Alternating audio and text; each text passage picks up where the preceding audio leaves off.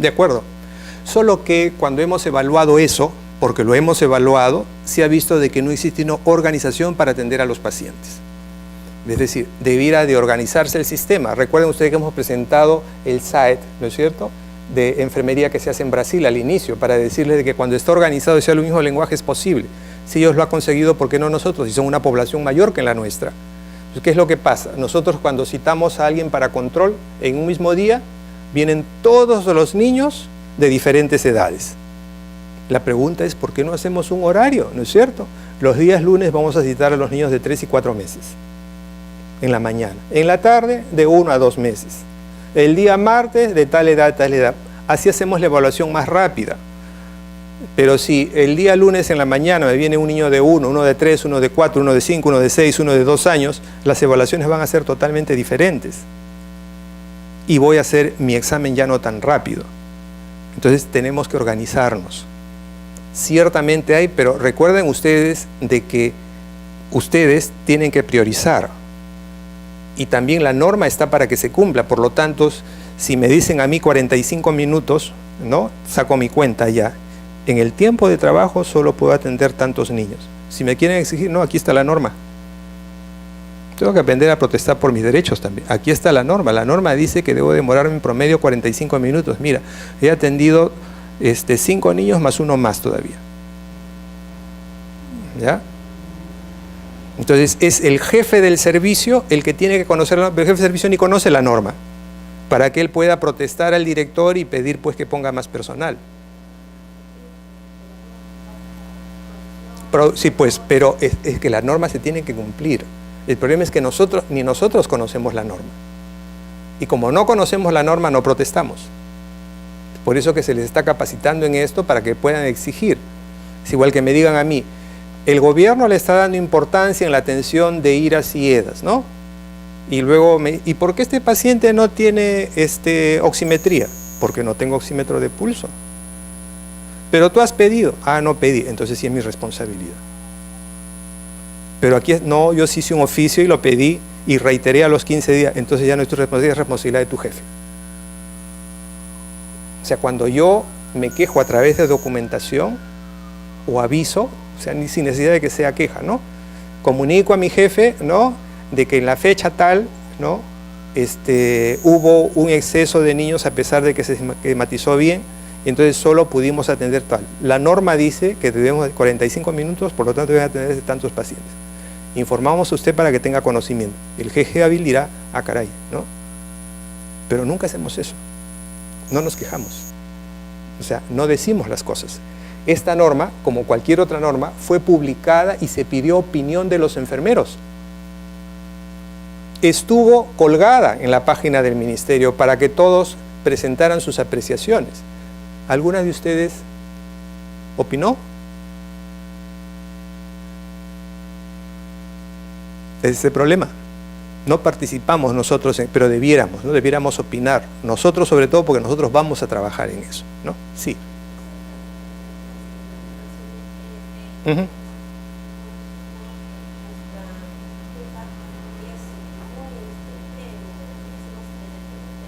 Ah, qué bueno. Felicitaciones.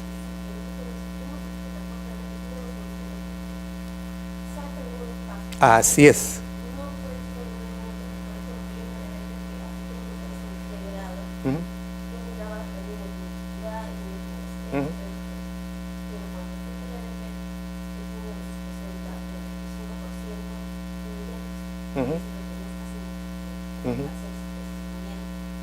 Entonces, miren lo que está, ¿cómo te llamas?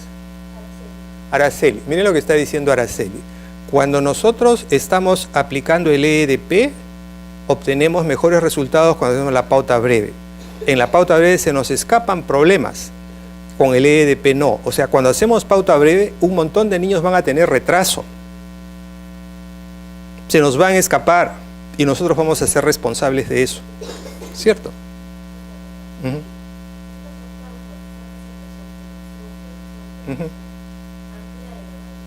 ¿Ya?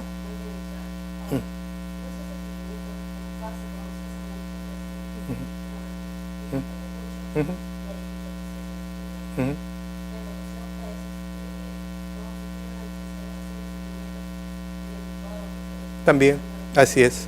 Y la otra cosa es usar a los agentes comunitarios si se trabaja en provincia.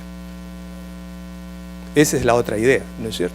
Se les entrena a ellos, ya yo no voy, pero van ellos, ¿no? Y van a ver cómo van sus logros. O sea, sí hay estrategias, la idea es establecerlas, nada más, ¿no? Bien, ¿alguna otra pregunta? Entonces pasamos a lo otro, que es la prematuridad y el bajo por nacer y su implicancia en el desarrollo infantil temprano.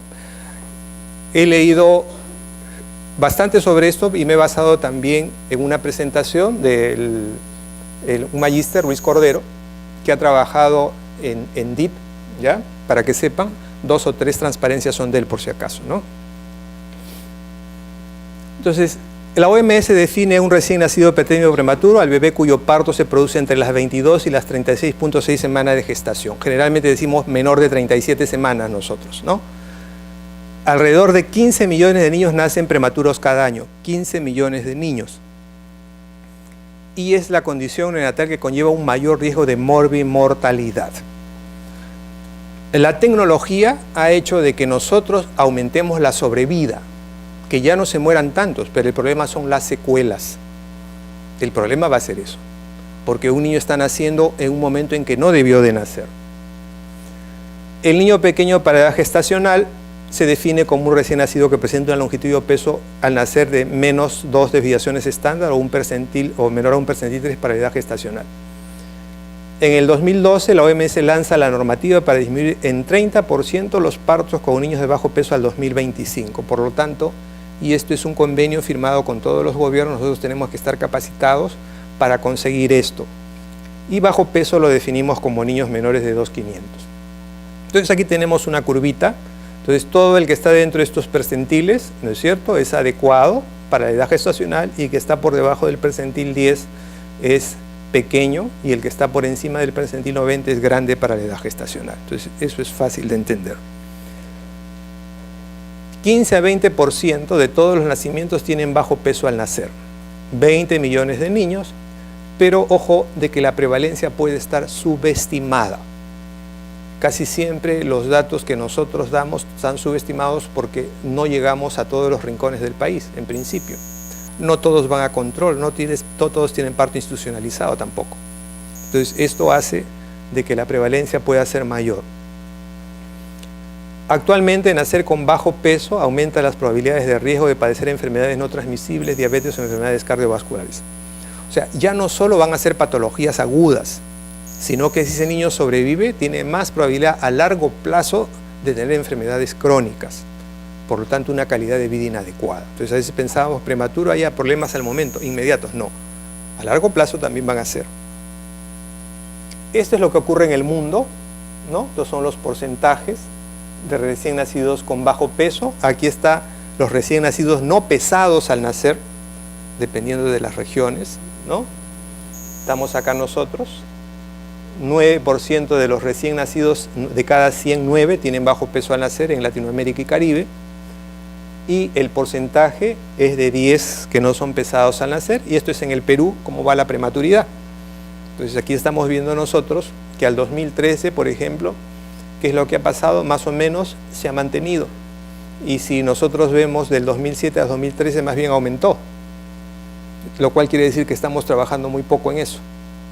Y si tenemos en cuenta de que hay muchos datos que no se tienen en cuenta, es decir, datos que se pierden, entonces probablemente sea mayor. Y vemos nosotros que en la zona urbana es mayor que en la zona rural, porque usualmente es allí donde va a ocurrir que los niños van a acudir o van a ser referidos, porque es donde mayor tecnología para mantenerlos con sobrevida, ¿no? Y en el quintil inferior tenemos 11.4 y en el quintil superior 27.7. Es decir, la gente que tiene más plata pareciera ser que tiene más niños prematuros. Yo dudo un poco de eso, ¿ya? Entonces ahí debe de haber algún tipo de cosa que no estemos considerando. Debe de ser muy cercano, diría yo. Bajo peso al nacer, es decir, menores de 2.500.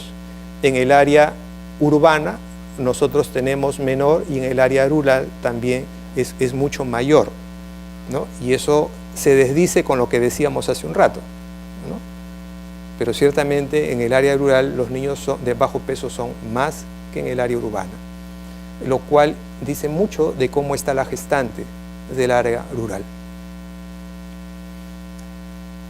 Generalmente esos son los que se van a morir más, van a ser los más vulnerables, ¿no? Y son los que van a tener más problemas adelante. Y es un alto costo para la familia y altera aspectos de la vida familiar. Y uno de los problemas que vamos a tener van a ser alto costo.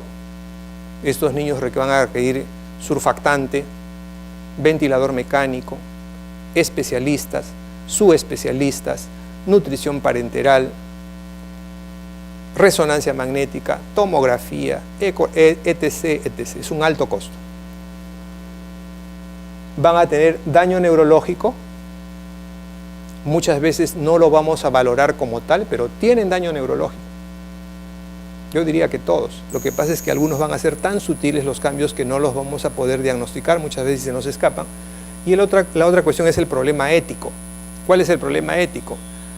¿Hasta qué punto vamos a llegar en que yo voy a darle sobrevida a un niño?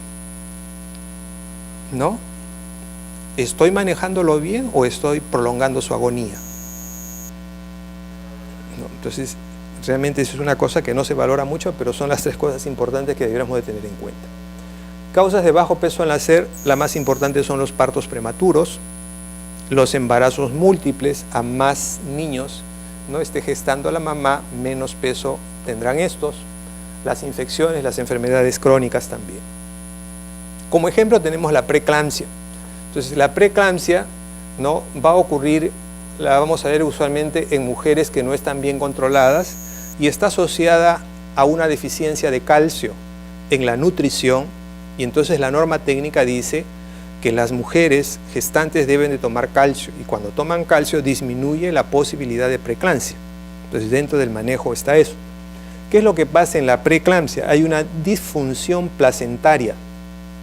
La placenta va a ser el órgano que le transfiere los nutrientes al niño. Si no está funcionando bien, la transferencia de nutrientes va a ser pobre, ¿no?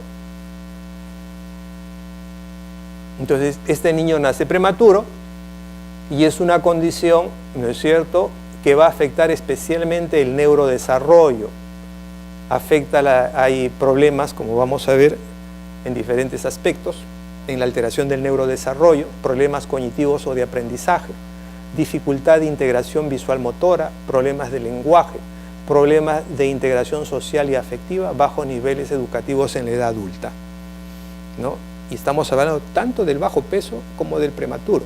Es decir, un niño puede tener 38, 40 semanas, pero tiene bajo peso, ¿no? Y a veces, ¿y cómo va tu hijo? ¿Va bien? ¿En el colegio? Va bien. Mentira, siempre se saca 12, siempre se saca 11. Es decir, ya estamos hablando de bajo rendimiento. La otra cosa es que va a enfermar frecuentemente, y en la primera infancia es donde van a enfermar más. Nosotros tenemos a la maternidad de Lima cerca a mi hospital, yo soy del Hospital de Emergencias Pediátricas, y con frecuencia nos mandan sus prematuros a nosotros, una vez que cumplieron el mes de edad. Y son niños que están, durante 2 años, están ingresando cada mes, cada 2 meses, cada 3 meses a ser hospitalizados nuevamente. ¿Por qué? Por problemas respiratorios, porque muchos de estos niños van a tener displasia broncopulmonar, y eso va a ser un factor condicionante y un factor de riesgo para hacer infecciones respiratorias, neumonías, asma, ¿no?, bronquiolitis, etc. Niños que tienen problemas de alimentación en la succión de glución, no hay una buena coordinación, tienen que ser alimentados por sonda, ¿no? Entonces, y que definitivamente no va a ser igual. Desarrollo neurológico diferente y con alteraciones incluyendo parálisis cerebral infantil, alteraciones sensoriales como la retinopatía, problemas de control postural y alteraciones vinculares en las relaciones familiares, como vamos a ver. Es determinante el estado de salud de la gestante. Si ustedes todavía no son mamás, piensan ser mamás, tienen que nutrirse bien. Tienen que nutrirse bien definitivamente, porque es determinante para el estado de salud del recién nacido.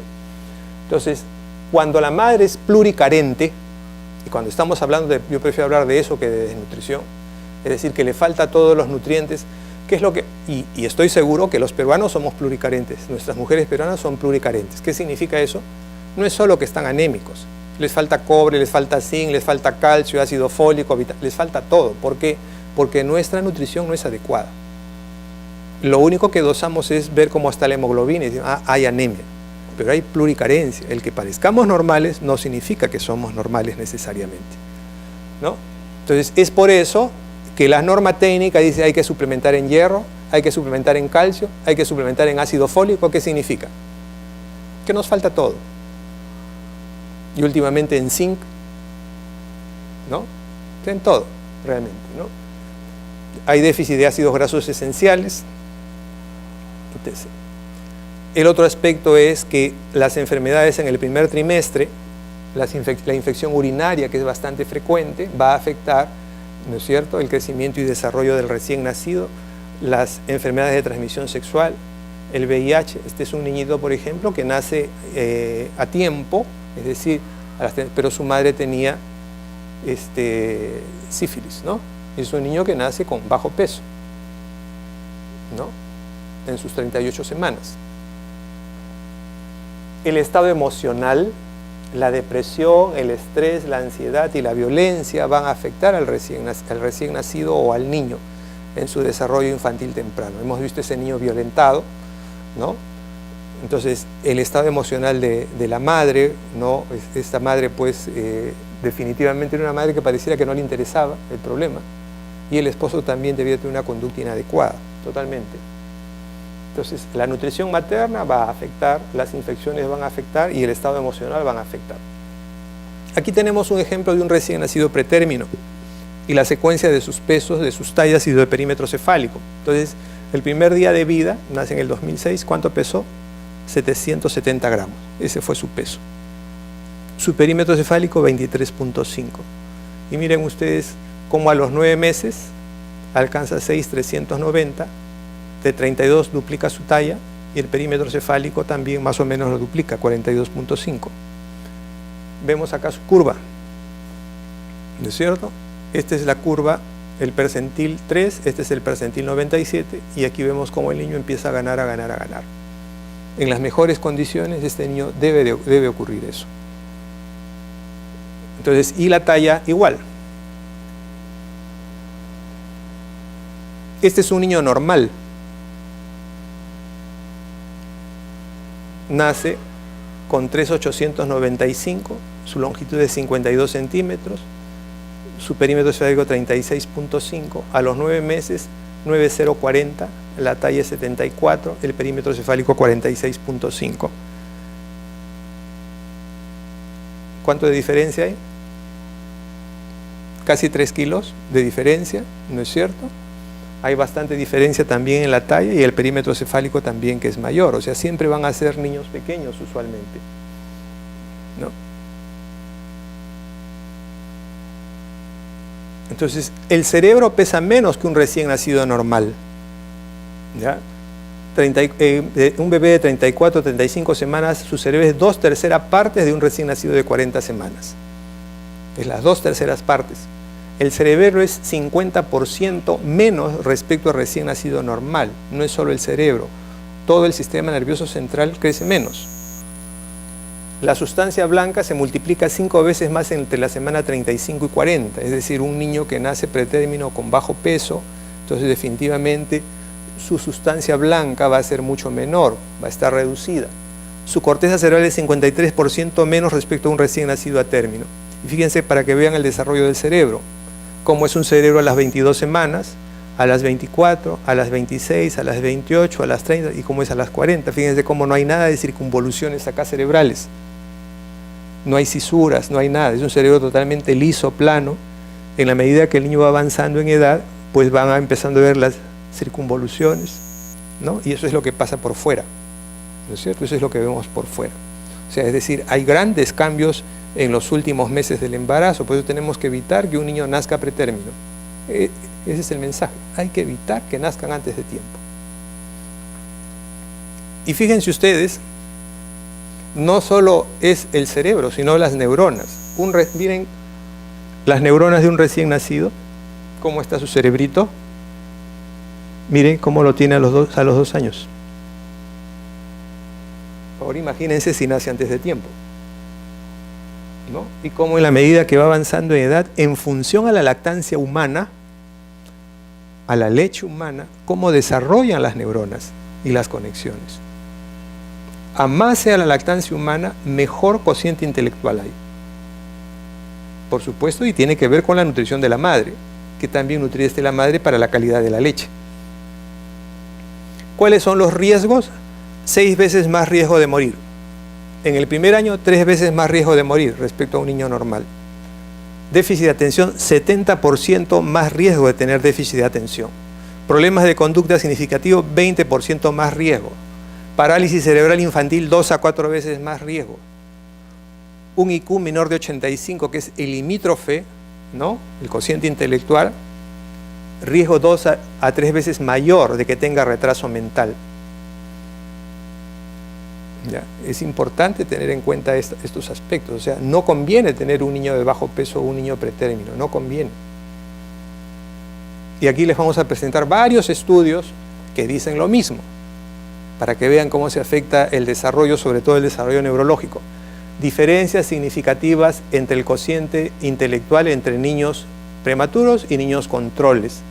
Entonces, ¿cuánto se evaluó? 1.556 prematuros versus 1.220 controles, es decir, recién nacidos normales. Alta correlación entre rendimiento cognitivo y edad gestacional y peso al nacer.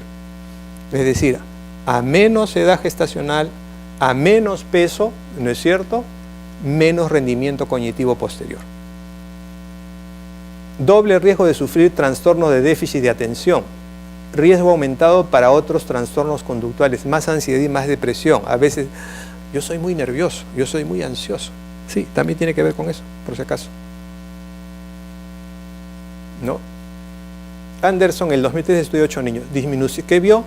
Disminución del coeficiente intelectual, disminución del índice de comprensión verbal, disminución de la organización perceptiva, disminución de la resistencia a la distracción, ¿no?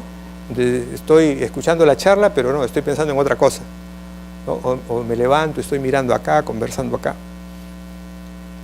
Disminución de la velocidad de procesamiento, no entiendo a la misma velocidad que otros. ¿Cómo dijo? ¿Qué? ¿Podría repetir, por favor? Tengo que leer otra vez para poder entender. Alteración de los aprendizajes de lectura, ortografía, aritmética, problemas de conducta y dificultades de adaptación. O sea, no me ambiento a cambios en el trabajo. Ay, ahora la nueva norma. No, hay que seguir haciendo lo mismo. Sí, pues. No me adapto a los cambios que pueden ser favorables. Este es otro estudio. Niños con peso menor de 1500, puntuaciones menores con función cognitiva global, puntuaciones menores en aprovechamiento escolar, altas dificultades educativas, trastornos de comportamiento, más problemas de salud que el grupo control. Colvin, 2004. Es un problema ser hombre y pretérmino, porque tienen más problemas que las mujeres. O sea, pareciera ser que el ser varón es un factor de riesgo, siendo pretérmino de bajo peso, para tener más problemas, ¿no? Entonces, los varones muestran un riesgo mayor de déficit severo y peores puntuaciones en funciones cognitivas que las niñas. Pertenecer al sexo masculino es un factor biológico importante, ¿no?, para los niños. En el 2006 trabajó con niños entre 6 y 12 años. Ya estamos hablando ya que llegan a la adolescencia. Funciones ejecutivas alteradas, inhibición, memoria de trabajo y flexibilidad. O sea, no iban bien. Funciones de atención, selectiva y sostenida, disminuida. Y seguramente pasaban como niños normales, probablemente aprobaban, hasta llegan a la universidad, hasta pueden ser médicos y enfermeros de pronto, pero su rendimiento no va a ser igual. Cociente intelectual disminuido. Uno de los riesgos de ser prematuro es la hemorragia intraventricular. Y entonces, cuando hay hemorragia intraventricular es peor, pues, es peor. Son factores de más riesgo, de más daño, por lo tanto se va a afectar el cociente intelectual, el lenguaje, la memoria, etc. Niños de 5 años que nacieron prematuros, cuando se les evaluó a esa edad, problemas de hiperactividad. Ay, su niño es inquieto, no paran, No está sentado un momento. Sí, pues. Problemas de hiperactividad, falta de atención, síntomas emocionales, problemas con los compañeros, ¿no? Es un diablo, el papá fastidiando a todo el mundo. Problemas de conducta estaban asociados a rendimiento cognitivo bajo, retraso en desarrollo, hospitalizaciones, madre joven, deficiente bienestar mental. Entonces, esto que dice González Serrano habla mucho del gran impacto que hay en la parte psicoemocional, lo mismo cómo esto afecta a los padres y cómo afecta a la madre. Y eso redunda otra vez en el niño. Entonces, ¿por qué? Porque la familia no está preparada para el nacimiento de un bebé prematuro. Nadie está preparado para eso. O sea, nadie en la familia. Porque ¿qué es lo que pasa si yo tengo un hijo y vas a tener un hermanito? ¿No es cierto? Y todo el mundo está ilusionado porque va a haber el hermanito. Y de pronto un día llega la mamá a la casa sin el hermanito. El hermanito se quedó hospitalizado y la mamá está triste y deprimida. Y el niño está, ¿y mi hermanito? ¿No? Y la mamá ya no está igual porque está pensando en el hermanito, ¿no? Si trabajaba, probablemente deje de trabajar, o está trabajando, rinde menos, va a estar molesta, va a estar fastidiada, el papá va a estar preocupado también, se pierde la relación de pareja también, y cuando sale de alta el hermanito es peor porque no es un hermanito normal, que requiere la atención permanente de la madre y por lo tanto rechazo del padre y descuido del otro niño. Entonces altera todo el ambiente familiar y esa parte no la vemos nosotros. Y a veces no comprendemos esa mamá que llega con hijo pretérmino, que está enfermito, no entendemos todos los problemas que está pasando en su casa. Y no, se supone que nosotros conocemos qué es esto, por lo tanto debiéramos de ser más solícitos con ellas, consolarla de manera adecuada, ponernos en los zapatos de ellas, ser más pacientes con ella. Entonces los padres sienten incertidumbre, angustia, tristeza, la madre tiene sentimiento de culpa, ¿no? Y como dice, ¿no? A eso se le suma el hecho que la mamá se está preguntando, ¿y qué hice mal para tener esto, no? No me cuidé, si fui a todos mis controles, ¿qué pasó? ¿No? Y encima de que ella ya está mal, en la consulta, ten cuidado que tu hijo se puede morir, ¿ah? Pucha, la pobre está que se dedica al hijo por completo y encima va, tienes que cuidarlo porque se puede morir, ¿ah? Pues así actuamos. Entonces, ¿qué otra cosa puede pasar? Que el papá o la mamá no rechace al hijo, no lo quiera ver. No era lo que esperaba, pues. Y a veces tampoco se le deja tocar. Entra un ratito a la UCI y tiene que salir y solo un ratito para verlo. Ni siquiera lo puede tocar. Entonces ya es casi un extraño el bebé para ella. Entonces afecta la lactancia, por lo tanto, encima de que nace con un peso cerebral bajo, no la puede lactar directamente, no le da algo que le va a ayudar a desarrollar su cerebro, ¿no?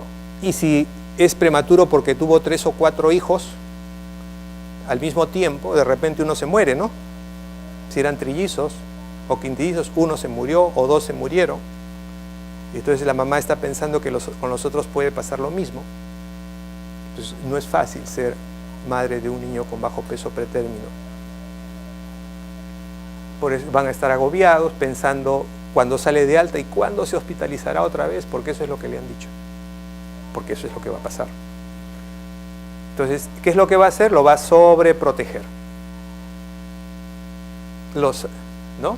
Tiene que estar bien abrigado, no puede comer tal cosa, no puede comer aquello, lo va a sobreproteger y eso también va a afectar su desarrollo infantil temprano. Se van a ir a los extremos. Y las secuelas motoras son las primeras en manifestarse y son las que van a ser más aceptadas, ¿no? Y uno de los problemas van a ser las cognitivas, pero a veces los papás no se van a dar cuenta porque el niñito rinde 11, 12, sí aprueba, ¿no? Pero tiene secuela.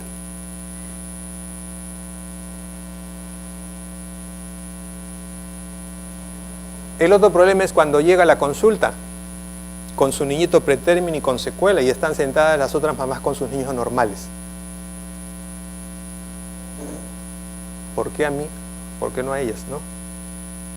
y escuchando que todas las mamás se encuentran de los grandes logros de sus hijos y el otro niñito está con daño neurológico. Entonces, todo lo que pasa, la mamá de un niño, pero entonces se va a sentir impactadas y a veces prefiere no desarrollar vínculos afectivos, ¿no? Entonces, la madre ve por momentos al niño, sufre y nadie la apoya en eso, porque no tenemos un plan de trabajo establecido para eso. Entonces, uno de los problemas va a ser conciliar la vida laboral con la familiar si la madre trabaja.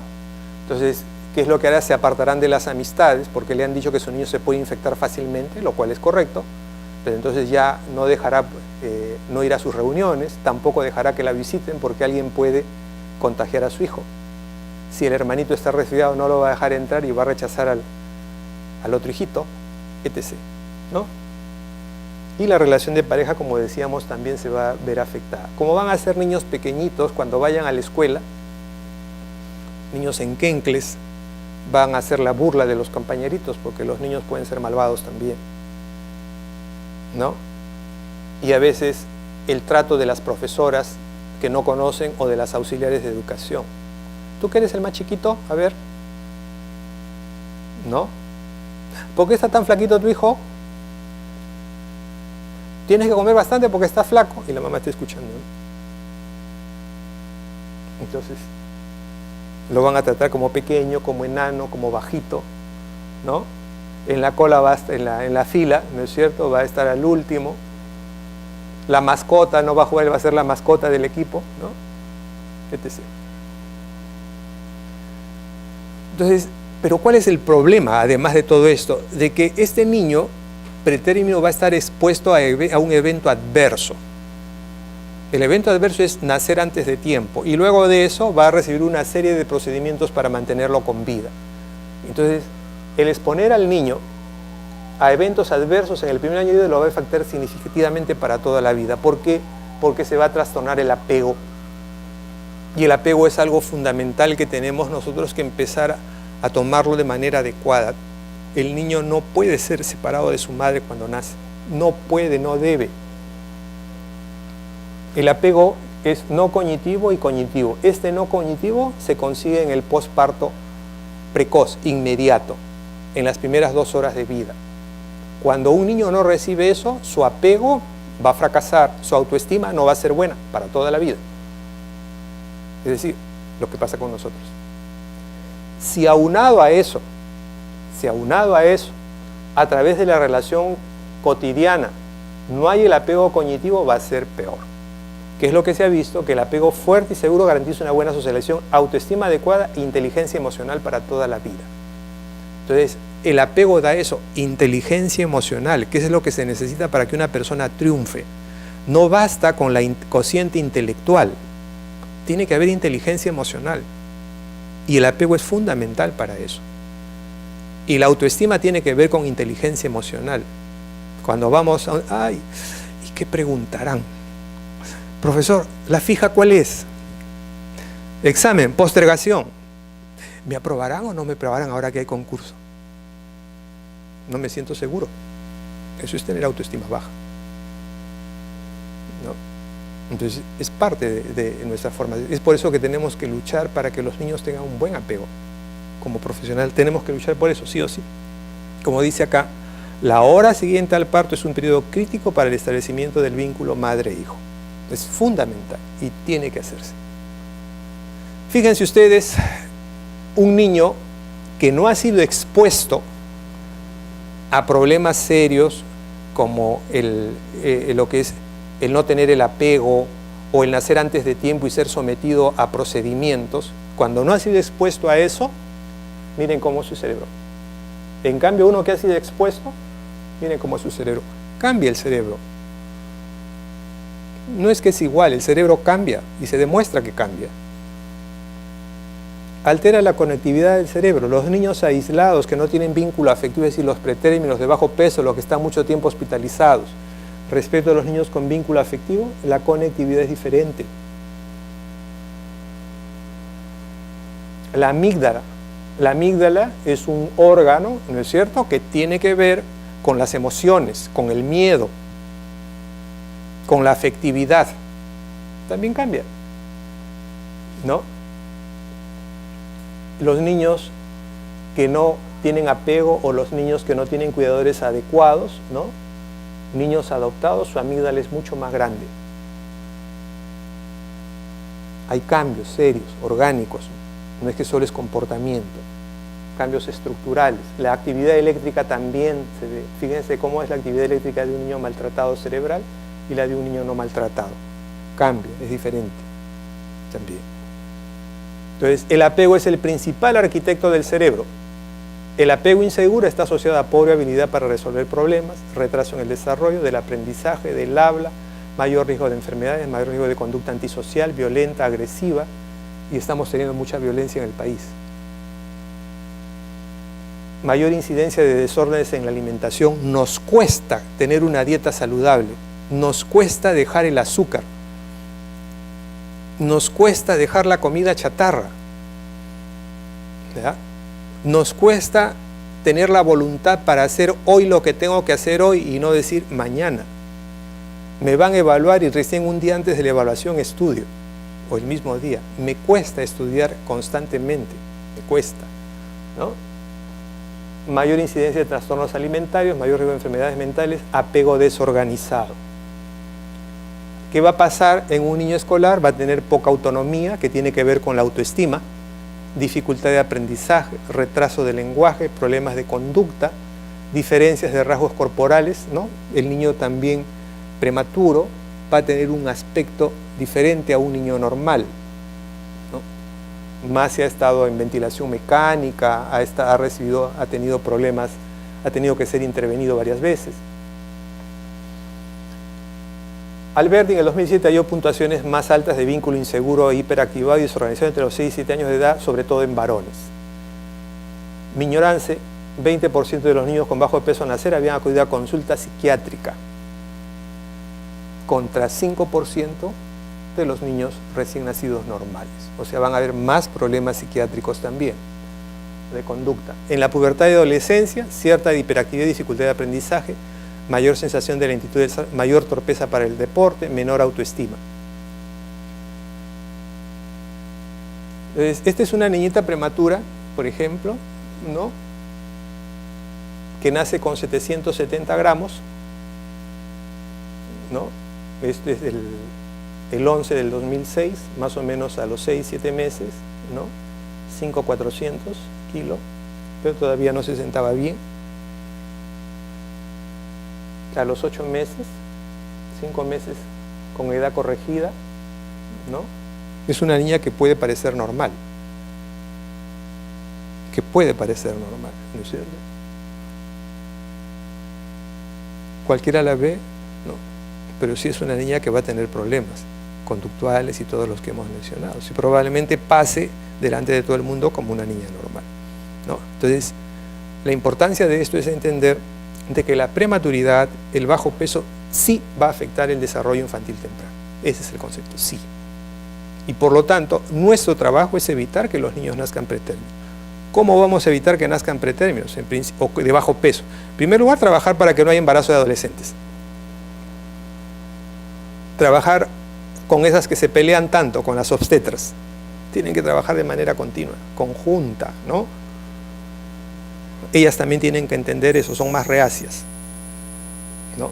Tienen que hablar, educar a la gestante, trabajar bien para que no haya embarazo de adolescentes, trabajar en las infecciones maternas, trabajar en la nutrición materna, trabajar en comidas y nutrición saludable, respetando la interculturalidad. Estar metiendo la sangrecita, no sé, a no todo el mundo le gusta la sangrecita, ¿no? Pero buscar alternativas de alimentos con hierro en las comunidades y que se use eso, ¿no? Entonces, ojo, ¿no? Porque la idea es esa, evitar que los niños nazcan con bajo peso o que nazcan pretérminos, nada más, y eso es a través del control y la consejería que ustedes van a hacer, ¿no? Entonces, lo que necesita un bebé de menos de 32 semanas en términos emocionales es lo mismo que necesita uno a término. Cercanía del cuerpo materno. Eso es lo que necesita. Estar con su mamá, que es su hábitat natural. Y eso es lo que tenemos que buscar, ¿no? Porque eso va a motivar a que todo esté en equilibrio en él, genera tranquilidad. Yo vengo trabajando desde el 2011 a nivel nacional en lo que es el programa que se llama Helping Baby Breath, ayudando a los bebés a respirar. Fui capacitado fuera para esto. Entonces hablamos mucho del apego y hablamos mucho cómo deben de ser los partos humanitarios. Y lo que vemos nosotros, ¿no es cierto?, en la práctica, lo que vemos es que es diferente un niño que se le deja con su mamá a un niño que se le separa de la mamá.